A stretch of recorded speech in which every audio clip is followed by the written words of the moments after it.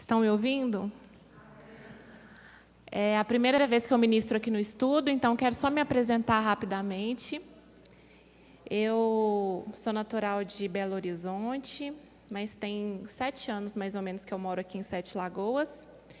Me converti bem nova, tinha uns 12 anos de idade. Quando eu tinha mais ou menos 18 anos, eu comecei com o Ministério de Teatro. De lá para cá, já fiz teatro em rua, em orfanato. Tive recentemente um grupo de teatro na igreja que eu era, onde eu era líder do grupo. E sempre imaginei que o Senhor iria me usar mais nessa área, que era o meu ministério, o teatro.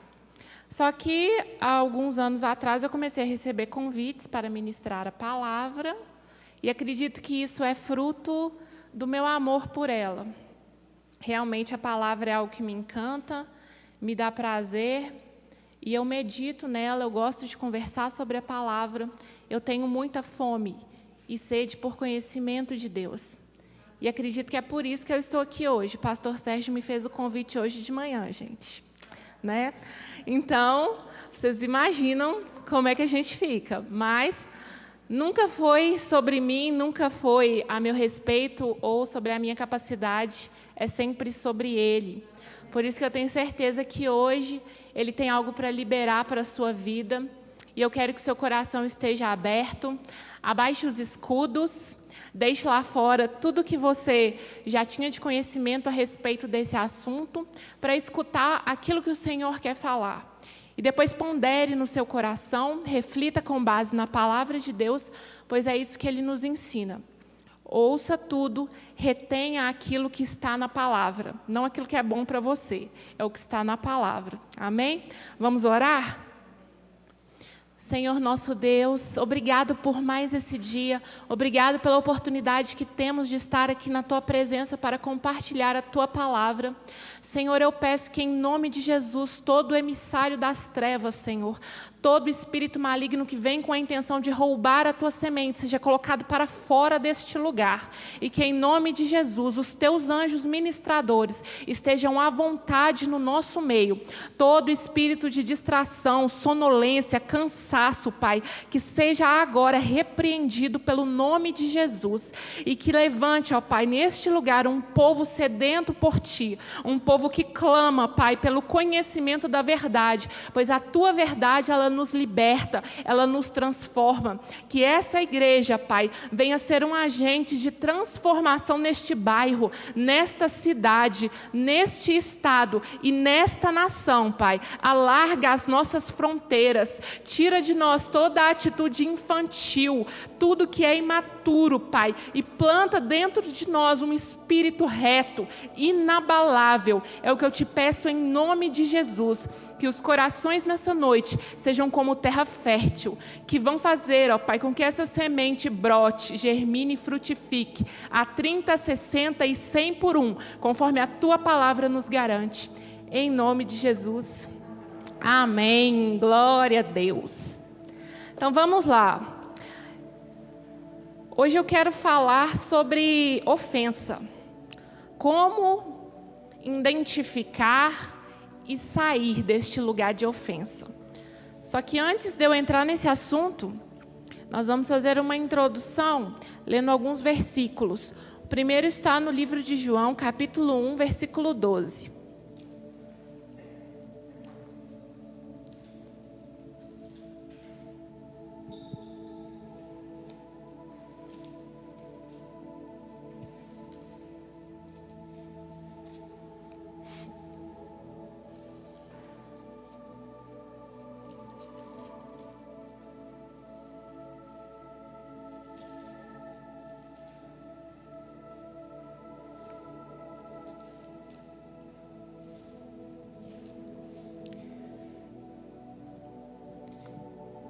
A palavra diz assim: mas a todos quantos o receberam, deu-lhes o poder de serem feitos filhos de Deus, a saber, aos que creem no seu nome.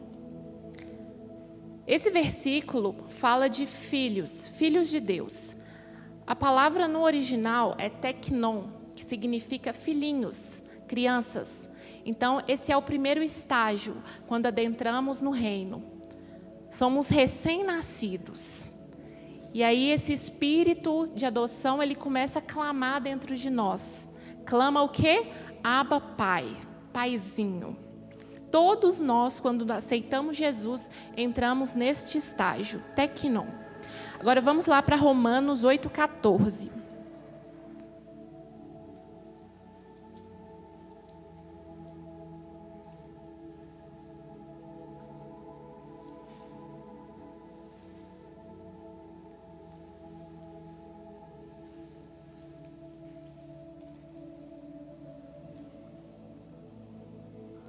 Vou ler aqui que já apareceu.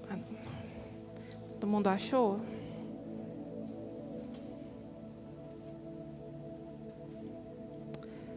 Romanos 8,14 diz assim: pois todos os que são guiados pelo Espírito são filhos de Deus.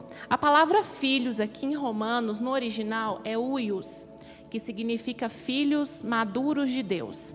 Então nós entramos para a família de Deus como crianças, depois nós passamos para a juventude, nós vamos crescendo, vamos sendo aperfeiçoados, até o ponto de chegarmos a huios, filhos maduros.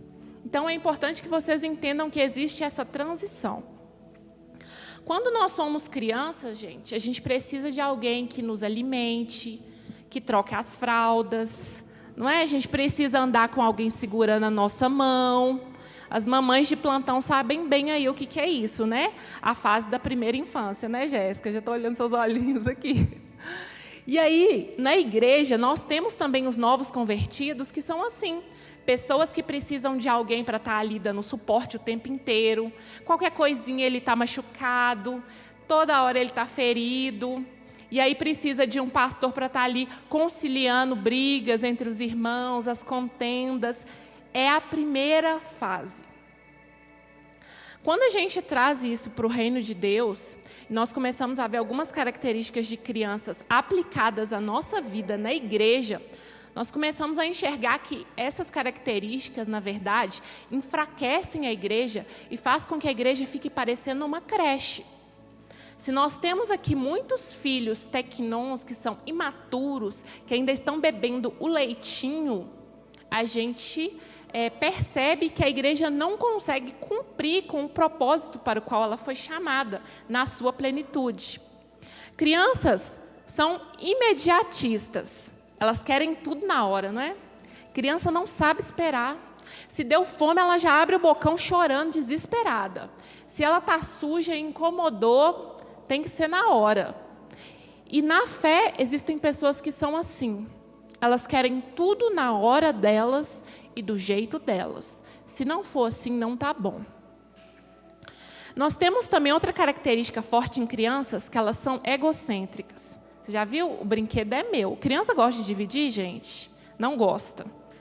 Tem gente no reino também que age dessa maneira. Não sabe dividir, não sabe semear, não sabe sofrer com a dor que o outro irmão está passando. Não sabe, muitas vezes, nem entrar em intercessão por alguém, porque ela está sempre preocupada com os seus próprios conflitos. Os seus problemas são para ela muito mais importantes do que o problema do corpo, do que as outras pessoas estão passando. Crianças também são facilmente enganadas, gente. Qualquer coisa que a gente diz para uma criança pequena, elas acreditam. E na igreja tem crente que é assim. É levado de um lado para o outro por qualquer vento de doutrina que sopra. Chega ali a teoria da prosperidade, ele está lá. Eu vou dar tudo porque Deus vai me dar em troca. Então eu vou fazer uma troca com Deus. Aí chega o outro, é o lenço ungido, a água benta e não sei o quê. Gente, tem muita coisa no meio cristão. Tem muita superstição gospel. E esses crentes que são crianças na fé, eles não conseguem discernir o alimento que é puro e o alimento que está contaminado. Por falta de conhecimento de Bíblia, eles escutam e comem qualquer coisa. Crianças na fé. Eles são incapazes de ajudar os irmãos nas fraquezas. Você imagina o que acontece se você colocar a filha da Jéssica com o filho da Karine, que tem de 2 anos, e deixar os dois um final de semana numa casa, vai dar certo, gente? Vai virar um caos, gente, vai ser terrível, se estiverem vivos depois do final de semana, né? Então, quando a gente está nessa fase de infantilidade, a gente não consegue ser suporte para a vida do nosso irmão. A gente é que precisa de atenção o tempo inteiro. É aquele crente, ai, o pastor não foi na minha casa, né? Ele sempre quer atenção. Ai, os irmãozinhos não me chamaram para confraternização. Meu irmão, saia dessa, cresça. Crianças, elas são incapazes de administrar uma herança. Uma criança filha de um pai muito rico, se ficar órfão, não pode colocar a mão no dinheiro até chegar à idade. Ela precisa de quê? Tutores. Existe uma herança espiritual para nós em Cristo. Uma grande herança. Existe um nível de autoridade que está disponível para pessoas que atingiram maturidade. Autoridade espiritual para combater principados, potestades, para ser influência para o mundo, para assumir lugares de governo. Só que Deus não entrega isso em mãos de crianças, porque elas não têm condição de administrar a herança do Pai. Então, se você não se posicionar como um filho maduro e resolver passar pela a fase de transição, a herança do Senhor não vai ser acessada por você. Infelizmente, você sempre vai ver outras pessoas chegando em lugares maiores, fazendo coisas grandes em Deus, e não só ministerialmente dentro da igreja, eu falo na vida profissional, na vida familiar, na vida sentimental, e você vai ficar se perguntando por que para mim as coisas dão errado. Porque você ainda não pode usar da autoridade e nem acessar a herança, porque a herança é para filhos adultos. O último ponto que eu anotei aqui para falarmos sobre as características de crianças, elas são carentes de atenção, de afirmação e de validação o tempo todo. Eu tenho uma menina de 8 anos. Se ela veste uma roupa para sair, ela tem que ir. Mãe, eu tô bonita. Mãe, o meu batom tá bom. Mãe, olha o meu cabelo. E aí eu tenho que falar, tá bom. Ou então eu falo, não tá bom. E se ela faz uma apresentação na escola? No final, ela já chega perguntando, como que foi a apresentação? Foi boa? Porque criança tem necessidade de ser elogiada, de ser validada. Por quê? O caráter dela está em formação, a identidade dela está em formação. Ela ainda não tem a segurança que ela precisa, ela ainda não tem o senso que um adulto tem para discernir entre o que está bom e o que não está bom. Então, o tempo inteiro ela quer ser validada e afirmada. E na igreja nós temos um sério problema, que as pessoas fazem a obra do Senhor e querem validação dos homens. Muitos buscam elogios e reconhecimento humano, desconhecendo que se você recebe o elogio dos homens, a honra dos homens e toma aquilo para si, se aquilo te satisfaz, Deus não tem que te dar mais nada, você já teve sua recompensa na terra. Agora, se fazemos aquilo não esperando nada em troca, não esperando elogios e tapinha nas costas, o Senhor recebe a nossa obra e no dia que nos encontrarmos com Ele, teremos o nosso galardão. Neste ponto de carência de atenção e afirmação, é que eu quero entrar falando do lugar da ofensa.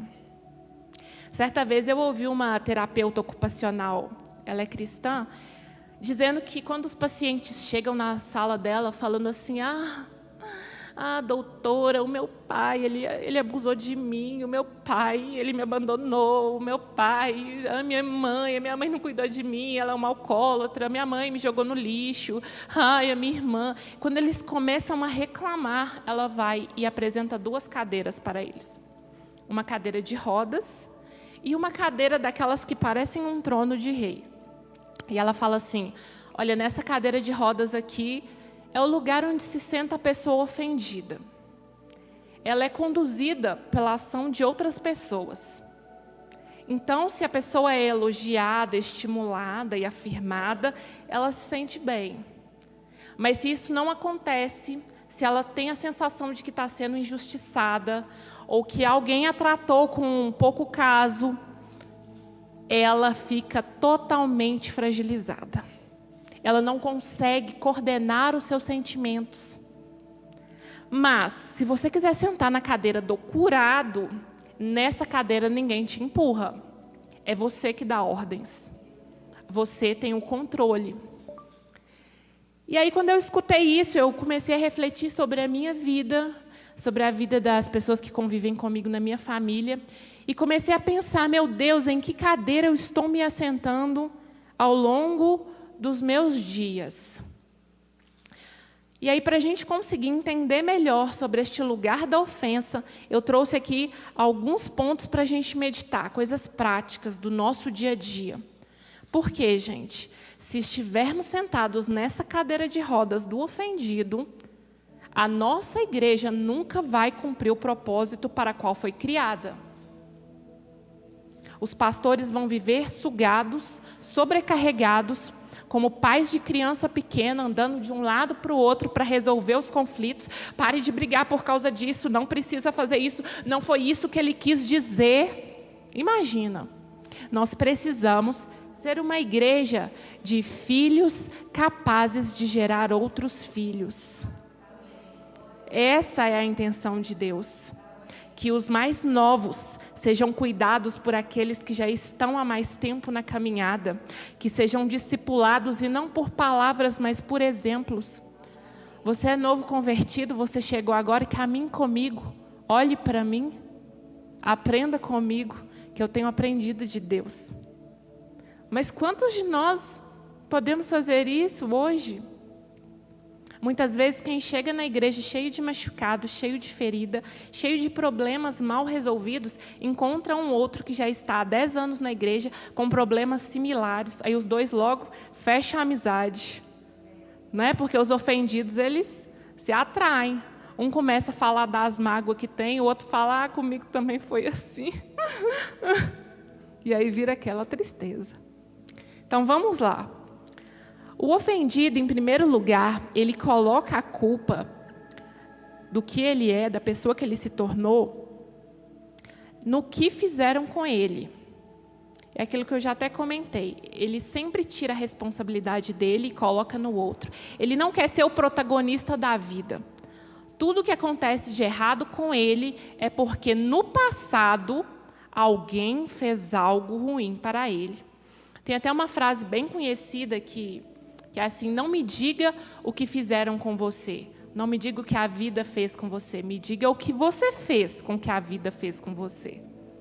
Porque as circunstâncias muitas vezes saem do nosso controle, mas nós podemos ter controle sobre como processar aquelas informações dentro de nós e decidir se vamos seguir adiante como protagonistas ou se vamos viver o resto da vida como vítimas do que as pessoas ou as circunstâncias fizeram conosco. O segundo ponto, o ofendido, ele gosta que suas dores sejam confirmadas.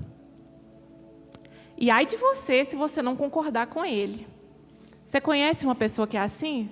Que ela chega reclamando às vezes do trabalho, ela chega reclamando que o patrão é ruim, ela chega reclamando que o marido, que a esposa, que tudo está ruim, tudo está ruim. E se você fala que está diferente, a conversa nem rende, porque ela busca o tempo inteiro alguém para reafirmar suas dores. Saia desse ciclo vicioso, é um ciclo venenoso. Não caia nisso. Renove a mente por meio da palavra do Senhor. Transforme a sua mente lendo a palavra do Senhor. Converse com pessoas que estão à sua frente, que são curadas. Se você tem um problema de rejeição, de orfandade, que veio da sua infância, não procure pessoas que estão no mesmo barco. Procure pessoas que superaram isso. Aconselhe-se com elas. Vai buscar ajuda em Deus. Ele é Pai e Ele cura a orfandade. Mas não caia nesse erro de se juntar com quem é parecido com você nesse aspecto de querer afirmação das suas dores.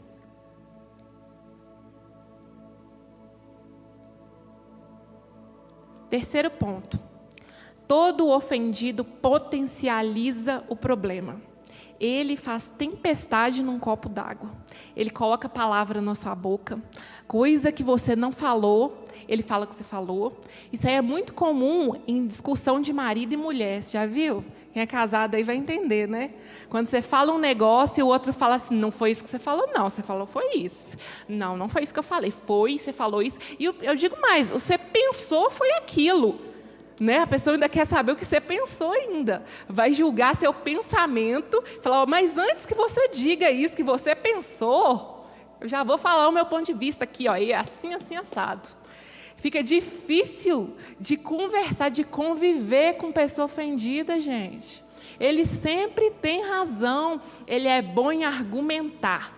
No argumento, ninguém vence ele. E quem é muito bom para argumentar é ruim em arrepender.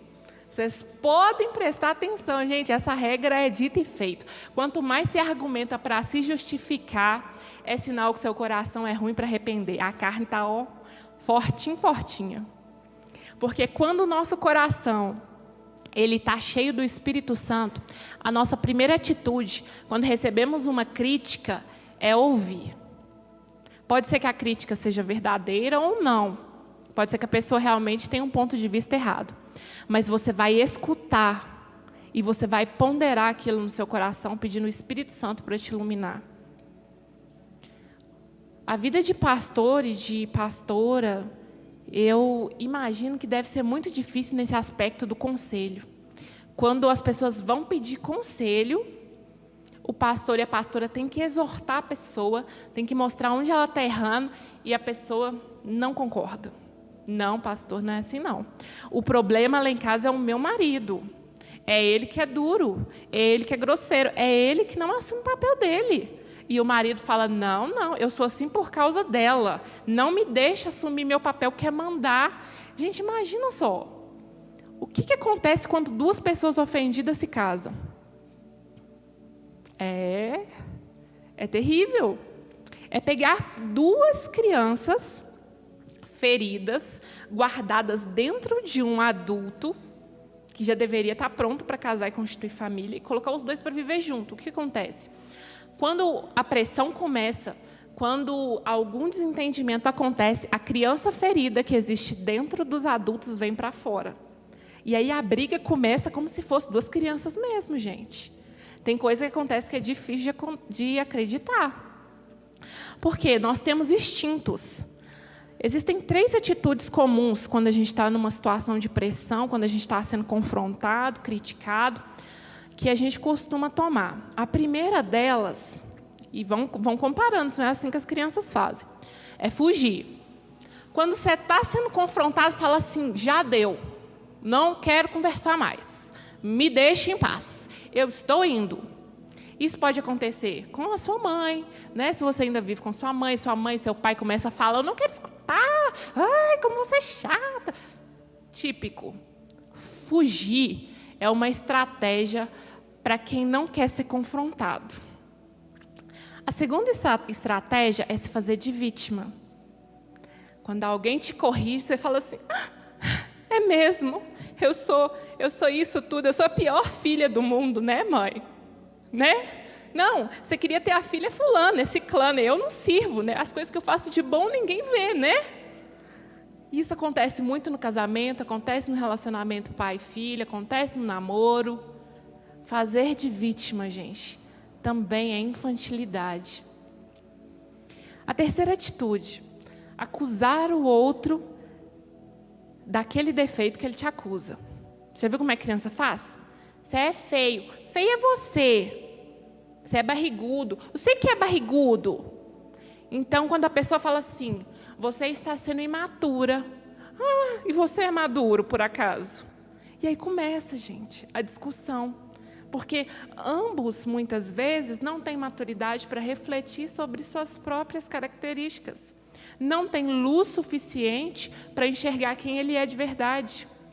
Por quê? De onde vem a luz que ilumina os nossos olhos? Da palavra do Senhor.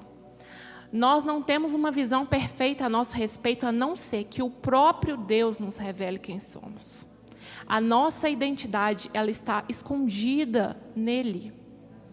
Nós precisamos nos aproximar de Deus para que a luz que existe nele ilumine o nosso ser e assim nós possamos ver quem somos. Quando eu estava conversando com o Luiz e com a Maria lá em casa, eles estão com 8 e 13 anos, eu falei com eles assim: imagina só que você tem uma espinha bem grandona aí no seu nariz, mas você está diante de um espelho num lugar meio escuro. Você vai conseguir enxergar com clareza?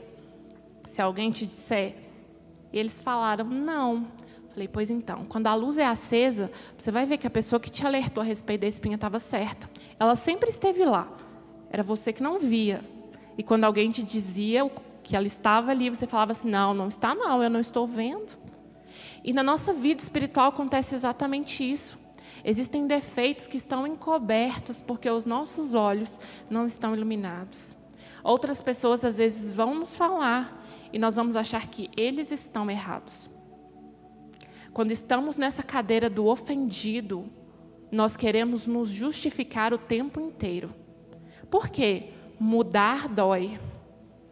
Quem gosta de ouvir assim, você é egoísta, você precisa aprender a dividir, você está sendo avarento, o dinheiro é só para você, existem outras pessoas aqui em casa. Por que você compra roupa só para você? Seus filhos estão andando mal arrumados. Por que você não consegue colaborar na igreja com nada? Por que você nunca oferta? E a pessoa fala, não, não sou avarenta. Eu só estou economizando. Porque pode ser que amanhã falte. Então, nós normalmente procuramos desculpas para justificar os nossos erros.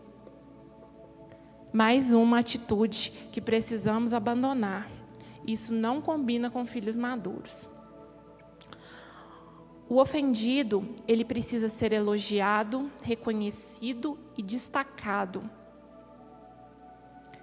Eu já passei por algumas igrejas e eu já vi pessoas falarem, trabalhei até tarde fazendo tal coisa, o pastor nem me agradeceu. Né? Ou gastei anos ali trabalhando no ministério tal.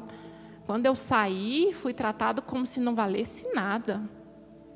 Gente, para quem nós estamos trabalhando?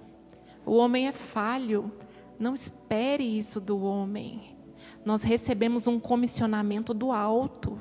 Nós precisamos estar com os olhos em Deus.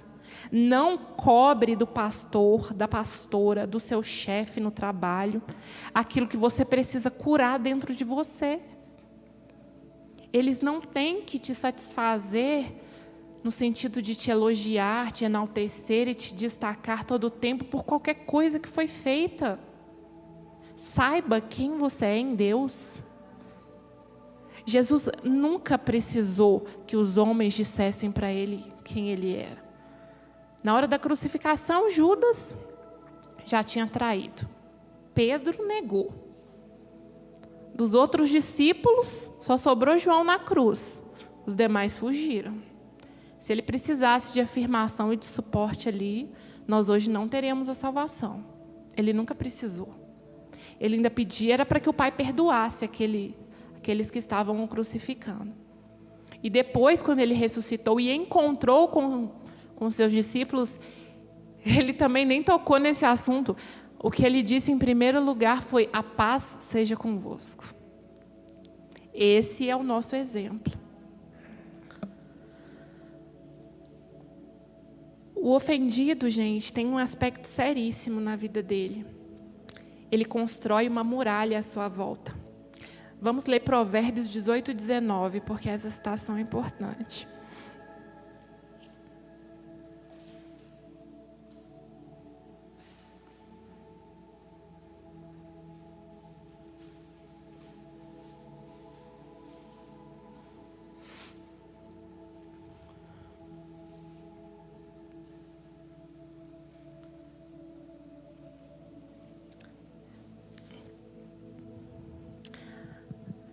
A palavra diz assim: o irmão ofendido é mais difícil de conquistar do que uma cidade forte, e as contendas são como ferrolhos de palácio. Uau! O irmão ofendido é mais difícil de conquistar do que uma cidade forte.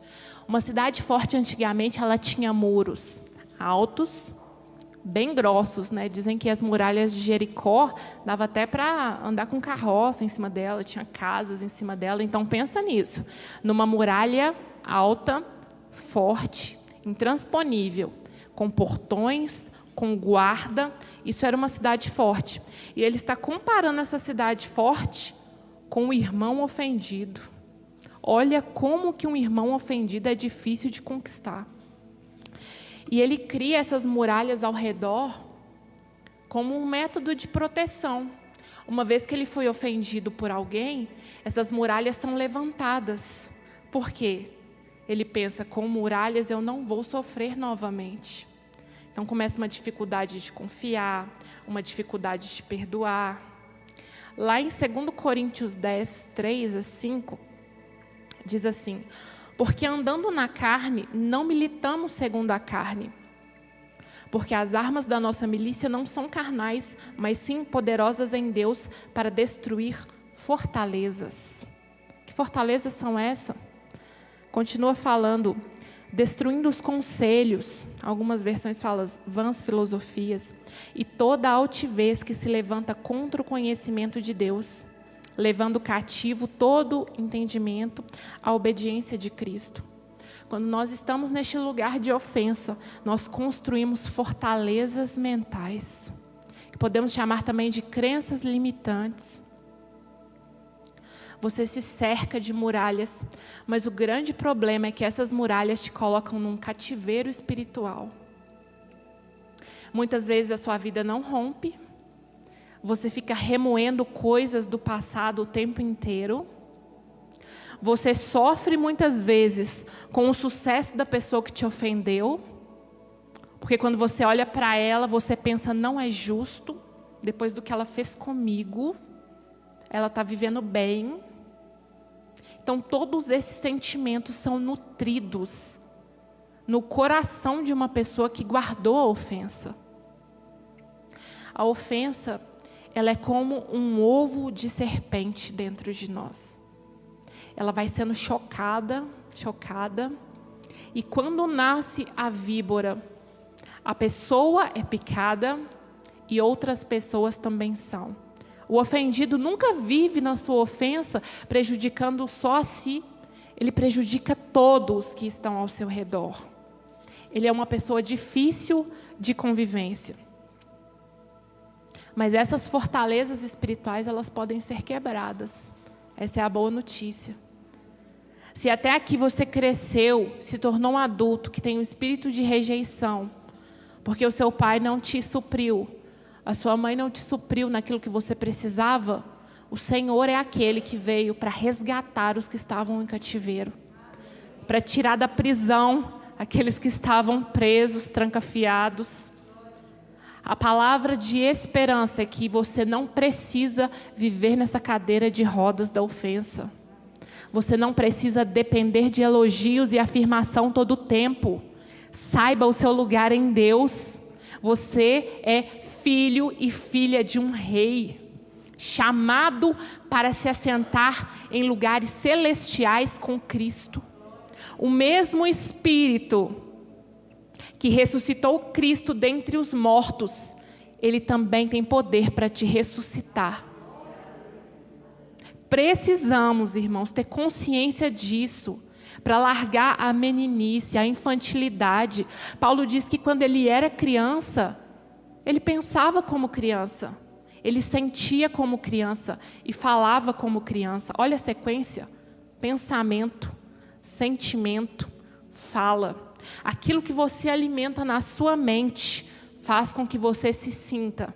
Se você alimenta pensamentos de ofensa, de amargura, você começa a se sentir uma pessoa triste, depressiva, chateada, grosseira. É aquela pessoa que, se a gente fala alguma coisa que não agrada, está pronta para retrucar na hora, não leva desaforo para casa, porque o ofendido não quer sofrer de novo, então ele levantou muralha. Então ele vê em cada pessoa um potencial de ofensor. Ele está sempre pronto para retrucar. Vamos lá. O ofendido, ele também tem dificuldade de se sujeitar à liderança. Se uma figura de autoridade errou com você, provavelmente isso vai refletir na sua vida. Se ela errou com você lá na infância, vai refletir na sua vida. Eu tenho um pai que não é convertido. Na minha infância, eu passei por vários momentos ruins, difíceis. Ele era grosseiro, achava que sempre as coisas tinham que ser do jeito dele. Algumas vezes, me fez passar vergonhas em público, me corrigir na frente das pessoas. E isso gerou uma revolta dentro de mim. E eu falava assim, quando eu crescer, eu vou estudar, vou ser independente e ninguém mais vai mandar em mim. Ninguém mais vai dizer o que eu tenho que fazer. Eu cresci com esse sentimento. E quando eu estava em Contagem, na liderança de um grupo de teatro, eu já tinha mais ou menos uns 23, 24 anos. Eu estava muito ocupada porque eu estava fazendo faculdade e o pastor falou assim, Débora, eu vou te tirar um pouco da liderança do teatro e vou colocar uma outra pessoa. Eu falei, tudo bem. E a outra pessoa que entrou, gente, não entendia nada de teatro. E aí ela queria que eu fizesse algumas coisas, uns teatros, que eu olhava assim e falava, isso não vai dar certo não, não tá bom. E ela falava, vai ser desse jeito, Deus falou comigo que é desse jeito. Aí eu já olhava para ela com aquele olhar de morte, E ela, firme, vai ser desse jeito. E por vezes eu falei, eu vou sair desse grupo de teatro. Por quê? Porque eu tinha dificuldade de me sujeitar à autoridade. Eu cresci dizendo que ninguém mais ia mandar em mim, que eu ia ser independente. E quando ela começou a me afrontar, falar assim, não vai ser do seu jeito, vai ser desse jeito, aquilo começou a me remoer de tal forma que vocês não têm noção. Chegou um dia que eu falei com ela, eu preciso conversar com você. Aí ela foi e sentou. Falei assim, olha, não está dando muito certo, a nossa convivência, tem coisa que eu não estou concordando. Ela foi e falou assim, Débora, eu vou te falar uma coisa. Achei que você iria me chamar para conversar antes. Na última semana, quando você entrou, Deus me mostrou você sendo moída. E eu falei, Deus, que é isso? E Ele falou comigo assim, eu estou tratando ela e estou usando a sua vida. E aí, quando ela me falou isso, eu fui e comecei a chorar. Ela foi e falou assim, Débora, você é insubmissa. E aquilo, gente, entrou como uma faca dentro de mim. E sabe o que eu pensei no momento? Não, eu não sou insubmissa. É só porque você não entende nada de teatro. E você quer que eu faça as coisas do seu jeito. Mas depois daquela conversa, eu fui para minha casa. E eu orei. E o Espírito Santo iluminou os olhos do meu entendimento. E eu reconheci que eu estava sendo insubmissa. Eu chamei ela, conversei com ela, pedi desculpas, falei que tinha entendido. E depois ela até me discipulou durante um tempo. Nós ficamos bem. Ela continuou na liderança mais um tempo, depois ela saiu, porque não era um ministério, não era o chamado. Deus colocou ali para ela me tratar nessa área de submissão à autoridade. Por quê? Porque eu tinha uma ofensa da infância. E isso me travava. E se eu não tivesse aceitado a correção naquele momento, eu tenho certeza que hoje eu teria vários problemas dentro da igreja, no meu trabalho, no meu casamento. Aceitar a submissão ao marido? Não. Era outra coisa que eu não compreendi, não entendia. Claro que eu entendo que a submissão da esposa é estar debaixo da missão, é ser a ajudadora, a colaboradora na missão que o marido recebeu, que é de cuidar da família, que é de ser o provedor, é de estar lhe dando o suporte. Mas só que para um coração ofendido, isso às vezes é pedir demais. Então deixe-se tratar. Procure pessoas que te ajudem. Confesse se você tem um problema. Se você teve problema com os seus pais, reconcilie. Hoje, no Dia dos Pais, eu liguei para o meu pai, porque ele mora lá em Contagem, não teve como eu ir. Mas eu liguei, eu desejei Feliz Dia dos Pais. E ele me agradeceu umas 5, 6 vezes por eu ter ligado. Acho que por causa do abismo que foi construído na infância, nós nunca tivemos um relacionamento próximo. Hoje que ele está mais idoso, ele sente falta disso. E algo que foi libertador para mim foi entender que ele me deu o melhor que ele tinha.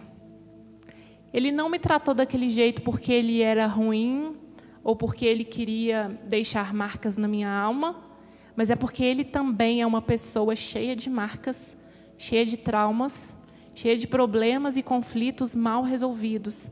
Ele só pôde me dar aquilo que ele tinha. E até hoje ele não encontrou o Senhor. Então, como eu já tenho conhecimento da palavra de Deus, tenho que ser luz na vida dele. Eu tenho que fazer a diferença, porque eu decidi sentar na cadeira do curado. Então eu não vou deixar de ligar no dia dos pais, eu não vou tratar ele com indiferença. Mas por que isso? Porque eu dou o que eu tenho. E eu tenho uma vida abundante em Deus. Eu tenho paz com Deus. Eu tenho paz com os homens. Eu tenho alegria que vem do Espírito Santo. E principalmente amor, que é a marca daqueles que seguem a Cristo. Todos serão conhecidos nessa marca, porque o mundo não ama. Eles falam de amor o tempo inteiro, mas eles não sabem o que é amor. Somente quem possui o Espírito Santo de Deus consegue demonstrar amor que não tem interesse, que não quer nada em troca, que dá mesmo para pessoas que não merecem, porque amar quem merece é muito fácil. Vamos lá então.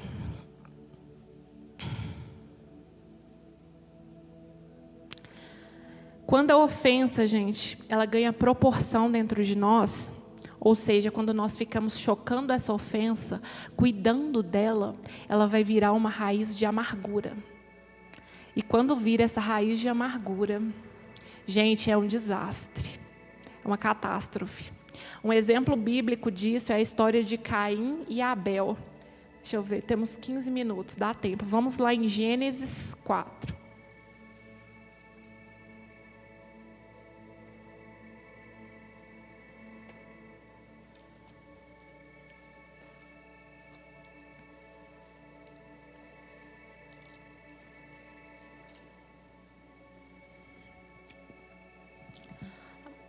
A partir do verso 1 diz assim: Coabitou o homem com Eva, sua mulher. Esta concebeu e deu à luz a Caim. Então disse: adquiri um varão com auxílio do Senhor. Depois deu à luz a Abel, seu irmão. Abel foi pastor de ovelhas e Caim lavrador. Aconteceu que no fim de uns tempos trouxe Caim do fruto da terra uma oferta ao Senhor. Abel, por sua vez, trouxe das primícias do seu rebanho e da gordura deles.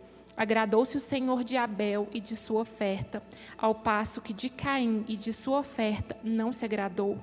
Irou-se, pois, sobremaneira Caim, descaiu-lhe o semblante. Então lhe disse o Senhor: por que andas irado? E por que descaiu teu semblante? Se procederes bem, não é certo que serás aceito. Se todavia procederes mal, eis que o pecado jaz à porta. O seu desejo será contra ti, mas a ti cumpre dominá-lo. Disse Caim a Abel, seu irmão: vamos ao campo.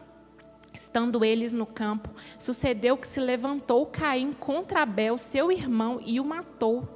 Disse o Senhor a Caim: onde está Abel, teu irmão? Ele respondeu: não sei. Acaso sou eu tutor do meu irmão?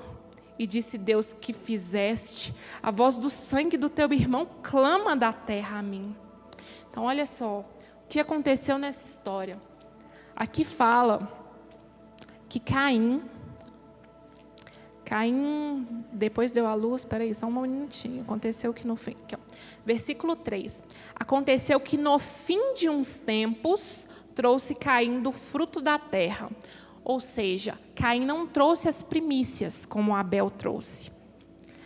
Abel, por sua vez, trouxe das primícias do seu rebanho. O que dá a entender aqui é que Caim comeu, teve lá o seu sustento, e aí ao fim de uns tempos, ele juntou dos frutos da terra e levou para apresentar ao Senhor. Já Abel pegou as primícias do rebanho, mostrando honra a Deus, pegando a primeira parte, montou um altar, sacrificou o animal, queimou o animal. Ele ofereceu as primícias, ele teve trabalho. Abel não achou favor diante de Deus. O Senhor recusou a oferta e recusou Abel, mas se agradou de Caim. E aí a ofensa no coração, eu confundi, gente, eu falei certo? Troquei, né? Mas é isso aí. Caim foi rejeitado, Abel foi aceito. E aí Caim ficou o quê? Ofendido. O Senhor aceitou, então é do meu irmão. O meu não quis. O Senhor ainda alertou ele. Ele fala assim: por que andas irado? Por que descaiu o teu semblante? Olha como é que uma pessoa ofendida fica. Irada e com semblante caído. Se procederes bem, não é certo que serás aceito. Se todavia procederes mal, eis que o pecado jaz à porta. Caim não ouviu a advertência. O pecado que nasceu no pensamento ganhou força para ser executado. E Abel foi morto. Um assassinato, por causa de uma raiz de amargura. Então, esse é um exemplo, gente, do que a ofensa pode causar na nossa vida. E aí eu volto a falar, é por isso que nós não temos que enxergar a nossa comunidade como uma irmandade, como se os pastores fossem pais e mães espirituais e todo mundo fosse irmão. Nós temos que ter uma comunidade de filhos, criancinhas, de jovens e de pais. Nós precisamos evoluir, precisamos crescer. Para finalizar, gente, eu gostaria de falar que também não faz parte da essência do filho maduro a vingança. A vingança pertence ao Senhor. Ele retribuirá. Quando nós nos movemos em justiça própria, o Senhor tira a mão dele. Então, se você está passando por alguma situação que você está sendo injustiçado, que as pessoas estão te fazendo algo que você está sofrendo, apresente sua causa para Deus. Se você tentar por sua conta, Deus não tem mais o que julgar. Você já está ali, fazendo do seu jeito. Então, confie no Senhor. Entregue tudo nas mãos dEle. Vamos crescer, vamos ser fortes, vamos ser filhos maduros.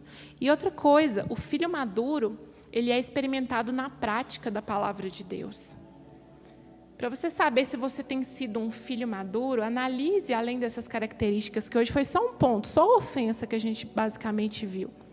Analise como você está no conhecimento da palavra do Senhor. Quando alguém questiona a sua fé, você consegue argumentar? Você está pronto para defender a razão pela qual você crê em Deus?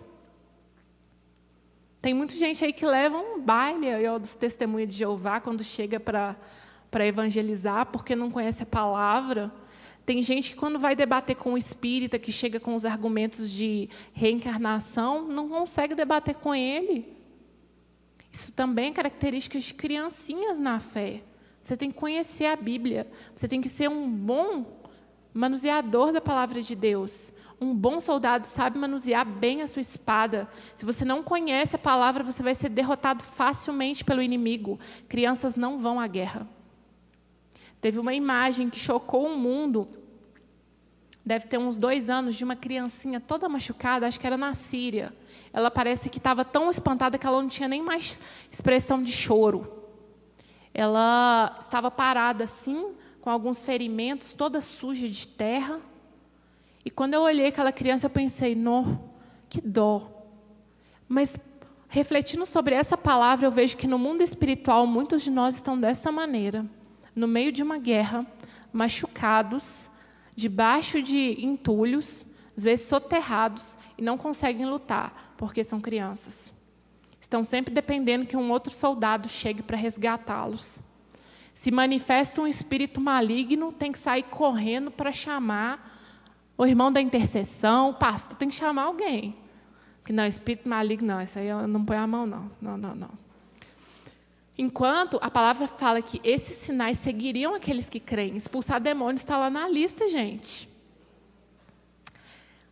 Curas. Por que nós somos tão tímidos? Por que nós não temos ousadia? Nós não temos confiança? Nós não nos movemos no sobrenatural? Presos nessa realidade, no natural, tão ocupados com as coisas deste mundo? Não queremos largar o leitinho espiritual que é servido? Não queremos exercitar as nossas faculdades espirituais? Gente, eu vou falar aqui de 4 coisas que é básico para todo mundo que quer crescer espiritualmente. A primeira coisa é ter o seu lugar no secreto. Buscar a Deus. A segunda coisa, meditação na palavra do Senhor. A palavra de Deus, ela é mais profunda do que extensa. Então, não se preocupe em eu li a Bíblia toda, 2 vezes, 3 vezes. Mas aquilo que você lê, medita naquilo, estuda a palavra do Senhor. Porque assim você vai ter revelações, a palavra rema vai vir no seu coração. Peça auxílio ao Espírito Santo. Ele traz luz.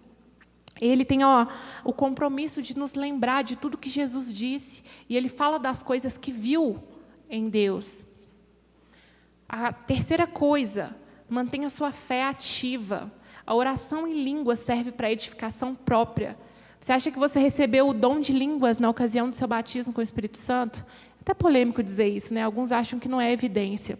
Mas, enfim, o dom de falar em línguas, ele é para a sua edificação.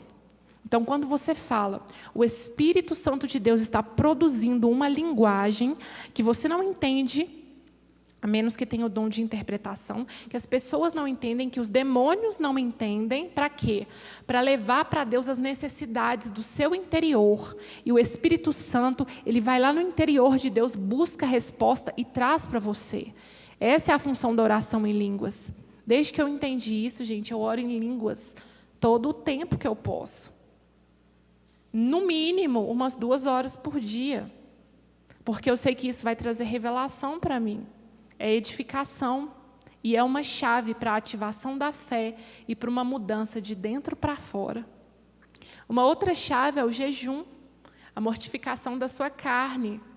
Às vezes a carne está forte demais, não tem domínio próprio. O jejum é uma ótima arma para isso. O Senhor nos orientou a jejuar. E não é o jejum dos tolos que vai mostrar que está jejuando para todo mundo, mas também é um jejum de consagração. É um tempo que você gasta com Deus. É um tempo que você está em espírito de oração. Então, gente, existem chaves no mundo espiritual para o nosso crescimento. Busque conhecê-las e, mais do que isso, praticá-las, para que nós não venhamos ser somente ouvintes, mas também praticantes da palavra do Senhor. E só para deixar bem memorizado na mente de vocês, lembre-se que quando você entrar em uma discussão, ou alguém te criticar na sua família, no seu trabalho, ou aqui na igreja, por onde você passar, você sempre vai ter 2 escolhas. Eu vou sentar na cadeira do ofendido para ouvir essa crítica, ou eu vou sentar na cadeira do curado. O próximo passo, ou a próxima cadeira, é a cadeira do transformador. Pessoas curadas começam a transformar ambientes, a influenciar outras pessoas. Elas assumem lugares de poder. Então, permita-se passar pelo processo. Vamos transicionar, CNT. Vamos ser uma igreja de filhos maduros, para quando os novos chegarem aqui, eles verem em nós o exemplo, eles verem em nós Cristo. Essa é a vontade de Deus. Vamos orar?